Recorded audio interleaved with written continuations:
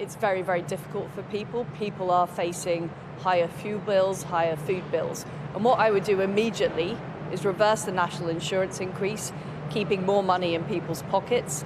Also have a temporary moratorium on the green energy levy to cut fuel bills, but also work to increase energy supply. Because that's what the issue is. We've got a shortage of supply of energy. We need to get on with that. We need to get more gas out of the North Sea. We need to look at fracking in parts of the country that support that. And we need to get on with bringing those supplies on stream. Yeah, everyone would agree there is a supply problem, but that takes time. And the problem with tax cuts is they're only good for taxpayers. So that wouldn't help the pensioners, 45% of who are on a state pension next January. That's going to be almost half their pension will go on energy bills, and it won't help the millions who don't even pay any tax. Well, keeping taxes low is vitally important for growing our economy and avoiding a recession.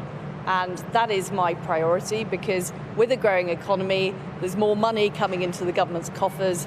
We're able to do more to invest in our infrastructure, invest in our public services, but also put more money into people's pockets right across the country. And of course, pensioners are, through their pensions, investing in science parks like this, and that's what I want to do.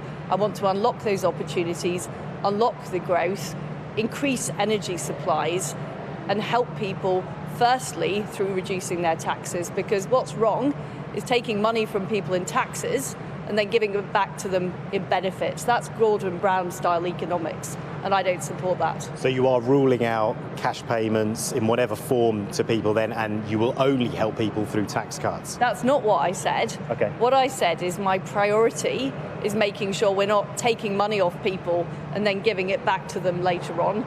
I believe in people keeping their own money, and I believe in a low tax economy.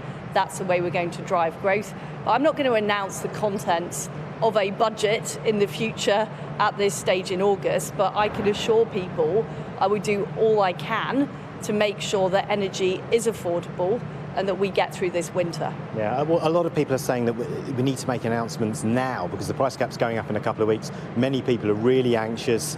It's exacerbating that anxiety for so many people, and that there's some people have said why you can't get together with Rishi Sunak, Boris Johnson, and put aside your differences maybe on the cost of living, come to a consensus so you can assure there's millions of people that whoever becomes Prime Minister, well obviously not Boris Johnson, but out of you and Rishi Sunak, that will at least, they know that there will be help in place once we get to September the 5th or 6th. Well, I can assure people that if elected as Prime Minister, I will do all I can to deal with this issue, and I will take action on day one.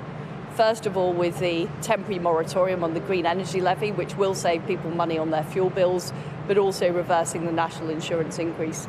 But we have a proper constitution in this country. We have a Prime Minister. We have a Chancellor. They make the decisions at the moment. My job is Foreign Secretary. It's also vitally important we continue to stand up to Putin, because that's a lot of the cause of this problem, is the way that Russia is trying to use European energy as leverage in their appalling war in Ukraine. So it's important I continue in my job as Foreign Secretary to stand up to Putin. And of course, the Prime Minister and Chancellor continue to work to solve this issue.